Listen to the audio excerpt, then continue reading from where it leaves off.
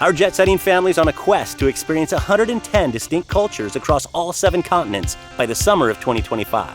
That's when our oldest Reagan heads off to college, and our 2 youngest, Brooklyn and Colt, return to in-person school to start their freshman year. 4 of us are spending the week in Palmetto Bluff, South Carolina, but couldn't miss the opportunity to cross the river and spend one perfect day exploring the sights and bites of a city that's the oldest in Georgia and almost a half-century older than the U.S. itself. Savannah is known as the most haunted place in the country and as the one Civil War city that was too beautiful to destroy. But we're just here to experience the top local dishes at the most iconic establishments. Let's start devouring. So we're kicking things off here in Forsyth Park. That is in the heart of Savannah, Georgia, and it is a 30-acre park. It's iconic Savannah with its huge oak trees and all of the Spanish moss. I love it. And it might look a bit familiar if you've seen Forrest Gump, because most of it was shot on location here. That scene where he's waiting for the bus on the bench, right here. We'd love to show you that bench, but we can't, because that bench was a prop. But there are many others. This is also where we're gonna grab our first bite. That's because it's right in the middle of the park. It's Collins Quarter at Forsyth, and locals love it because they have a phenomenal brunch, and it's a great place to get a quick, easy, and delicious lunch on the weekdays. So we're gonna go grab the kids from the playground and hit it. Ah, you filmed that? The humidity's getting to her, so she thought she'd put more water on herself, and I'm not sure if it worked out the way she expected it to. Got my nose. Full disclosure, we are packing in so much in a relatively small amount of time. So we are making the absolute best episode for you that we absolutely can, but we are just gonna go pow, pow, pow from one place to the next. Since we're in the hometown of Paula Deen, how about just the chicken and waffles? It is. Colt, do you wanna try the syrup? Oh, definitely. Try a little bit of the syrup. Oh my God, that is the sugariest and best waffle I've ever had. Is it? It's great. Oh, Colt doesn't like the syrup. It's actually a little bit spicy. It's a spicy syrup, which I'm excited to try. And I'm gonna do this super traditional. I'm not just eating the waffle. I really like that syrup. I really like that spiciness right at the end, but this chicken, so juicy and so crispy. You're not gonna believe this. This is my first chicken and waffle ever. I'm not sure if I've ever had chicken and waffles either, actually. Yeah, well here, let's try it. It's definitely a very runny syrup, so yeah, that's challenging to get into your mouth without dripping. Oh man, that's the bomb. It's Boston, boy. All right, I know we always say to pace yourself, but not today, no way. We're gonna eat this whole thing. It's too good. Best waffle ever. This chicken with this syrup, number one. Number one. She barely put any syrup on, so I don't know if she knows what she's talking about. I do. I put plenty on. I wasn't swimming in it. It just took a little dip. Okay, we have reservations for the next place, so we've got to scram. Brooklyn, right over here. See that? First Girl Scout headquarters. That's because Juliette Gordon Lowe is the founder of Girl Scouts of America, and this was her hometown too. Cool. Which is a college connection for me, because at the University of Oregon, I was in the Kappa Delta sorority, and our philanthropy was Girl Scouts of America. So we would do all kinds of events throughout the year, one big one in particular to raise money for Girl Scouts of America. August 12th in downtown Savannah is warm. Our next stop is the Old Pink House. We are going to the restaurant there. It was originally built as somebody's mansion in 1771, and there's a really interesting story of why it's pink. I'll tell you that inside. Thank you, sweetheart. Thank you. Thank you very much. We happen to be in the blue room, which used to be the old living room, and each room is painted a different color, but the outside is pink because when it was built in 1771, the brick was red, and the plaster they used, the brick bled through and turned it pink. And then, mysteriously maybe, every owner, because it passed hands throughout decades and decades, used to paint it white, thinking it needs to be white, but then it kept bleeding through for some reason, no matter how much they painted it, until 1920s, somebody bought the home and thought, if it needs to be pink, let it be pink, and it's been pink ever since. You know, they say in Savannah, all the food comes from the coast, and cocktails are served with every meal. When in Rome. Which means I might get a little toasty by the end of the episode, just like our mojito tour.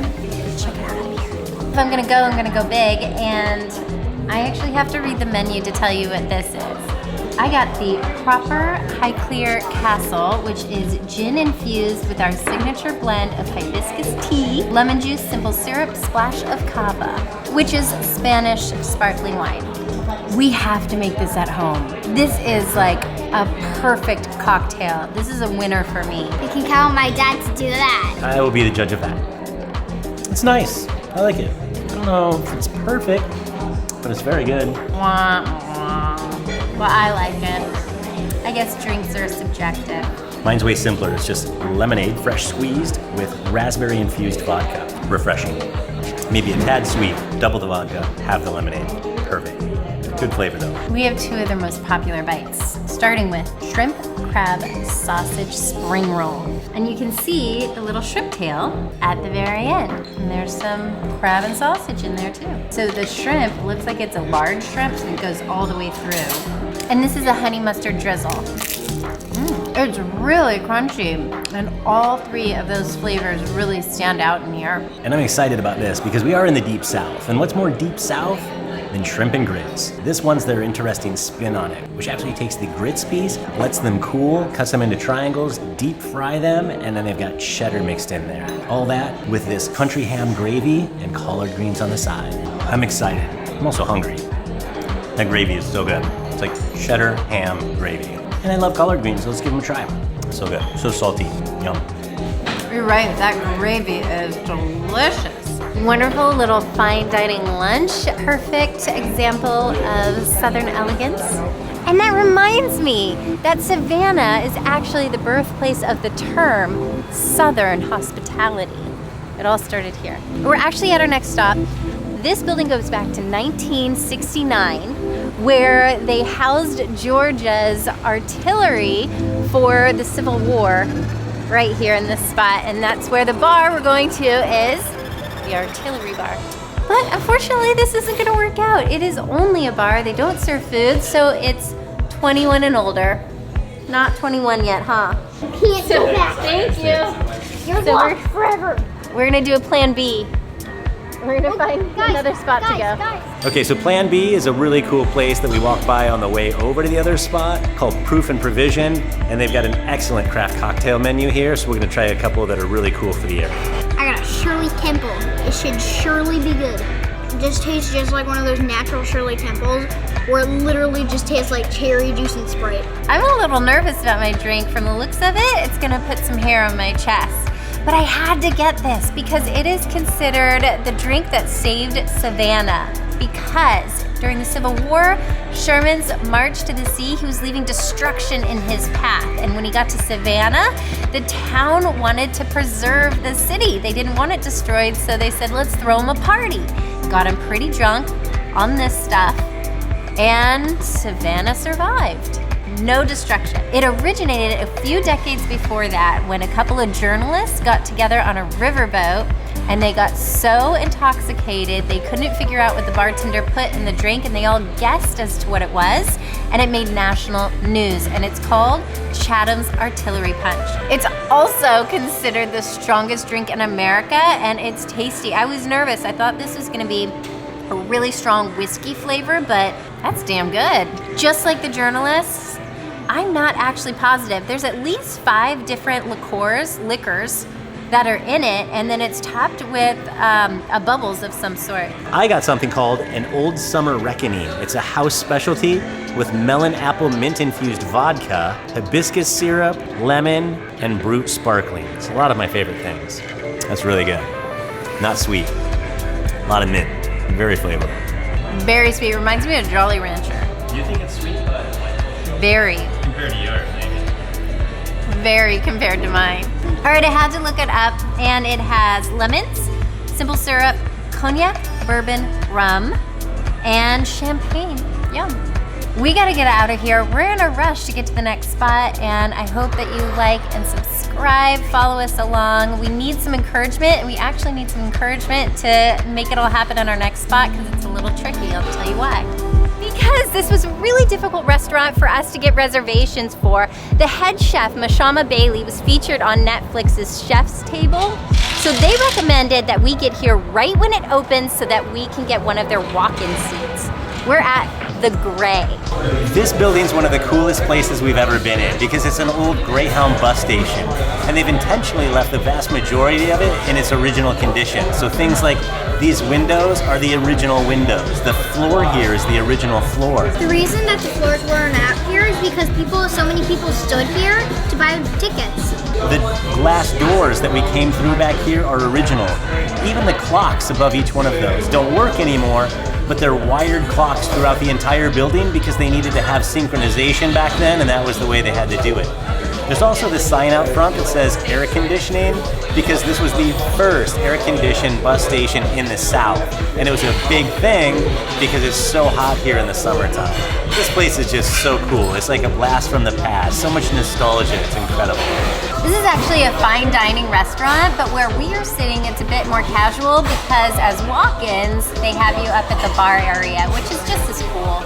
And I think I like the casual vibe better for this restaurant. All right, this cocktail's almost as old as this place is, but it is called the Queen's Road, and we've got some aged rum, aged just like this building, orange, lime, ginger, and honey. That's really good. That's maybe the most Savannah drink I've tasted so far today. You've got to try this, baby. It's so good. I will try this because I didn't get a drink myself because we're in a bit of a time crunch. We have reservations in less than a half hour, so we're gonna jam. Yeah, that tastes like a morning drink. Like I would have that for brunch. We're probably gonna have a restaurant bar or an entire chain of restaurants and bars someday, and I wanna have a cocktail called the Deep South that just tastes like what I think the Deep South should taste like. And it's really damn close to this one. Well, I do declare that we got the Georgia Wide Shrimp. It's beer battered, spicy mayo, and habanero. I like it hot. This dough and the batter is so doughy and soft, and the outside is just like fairly crunchy. And the shrimp, it's like if it was cooked any less, it would be raw. It's so delicate when you bite into it. And the habanero is very subtle. It's like gourmet fair food. That's really good. And usually I don't like shrimp. I like a lot of seafoods like fish. I don't like crawdads or... You don't like shellfish? No, not at all. But this is amazing. Good. How'd you like it so Love much? the sauce. I wasn't expecting to like that.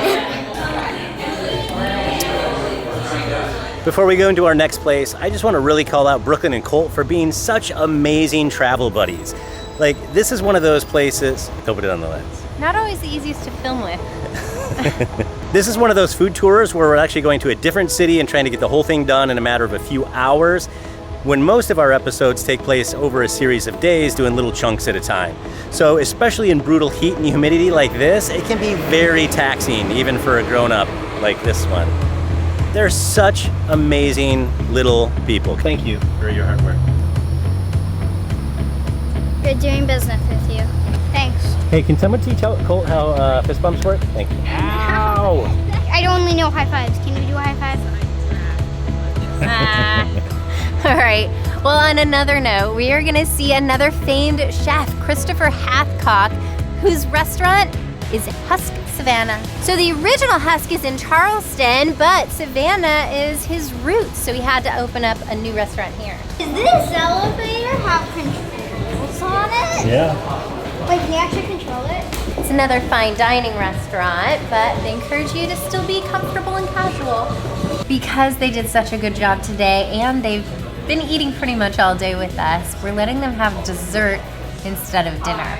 I got some sugar cookie ice cream and it has sugar cookie chunks in it. I got key lime pie. Starting with a little treat too. I have Misfit Melons, Gin Cantaloupe, Tarragon, Tomatillo, Soda. Ooh, interesting. Yeah, I actually like that better than I thought. It's less on the sweet side, a little bit more on the tart side. It has a little bit of citrusness taste to it. And I would have gotten the same thing that Erin got because it sounded phenomenal. By the way, I just tasted it and it is phenomenal. But I wanted to switch it up so that I'm not copying her. This is Martini number 2. Vodka, olive, lemon, actually lemon balm, aperitivo. That's it. That's really good. I like that lemon balm. Tastes like you're in a spa. For our final stop of the night, here's what we're eating. We're gonna start off with something that I picked because frankly, I was like, we cannot come all the way to Georgia and not have their signature fruit here, which is what, Colt? No, it's the Savannah banana. No, okay, peaches. So a Georgia peach. I hear good things. Oh man, that lives up to that. Half sour pickle going straight to Colt because he did such an amazing job today.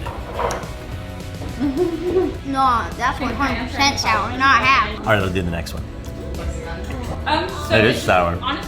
Delicious. 2 kinds of cured meats on here, and it's great. This is just a little appetizer for us until we move on to the next thing, but this is delicious. I want to put together what they're displaying here and do one of everything. Is that the way to do it? Mm-hmm, for sure. You probably noticed that this restaurant serves some Southern food with Southern ingredients. They also use those Southern ingredients to make some Asian-influenced dishes.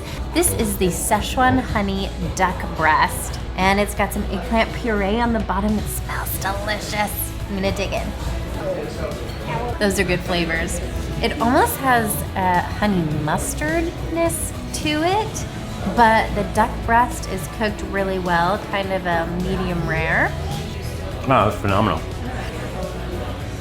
You don't like it? How's that duck taste like? Yeah. I'm proud of her too. That was almost as entertaining as the raw clams that we had in the Hamptons. I have discovered that the best mind-blowing bite is when you get a little bit of everything. That is what this dish was made to do. Okay, we're almost done with this, but we're definitely done with the episode. We've got so many other places coming up that are even more epic than here. So please be sure to subscribe and follow us along. We want to devour the whole world with you. Wait, there's more! We couldn't leave Savannah, literally, without going to Leopold's. We're at the airport on our way out, and we had to get the kids some ice cream because they are known for generations for having the best ice cream in town. We had to let the kids experience it, and we couldn't quite make it on our downtown tour, so we were very lucky there's one here at the airport. Thank you. May I please have a mint chocolate chip with rainbow sprinkles? I got mint chocolate chip with sprinkles on it, and most people think it's delicious. My dad, on the other hand, thinks that it's not right to put something that tastes like chocolate mixed with something that tastes like toothpaste. The rise and fall of the tide. Was this a fuel to More iconic Savannah.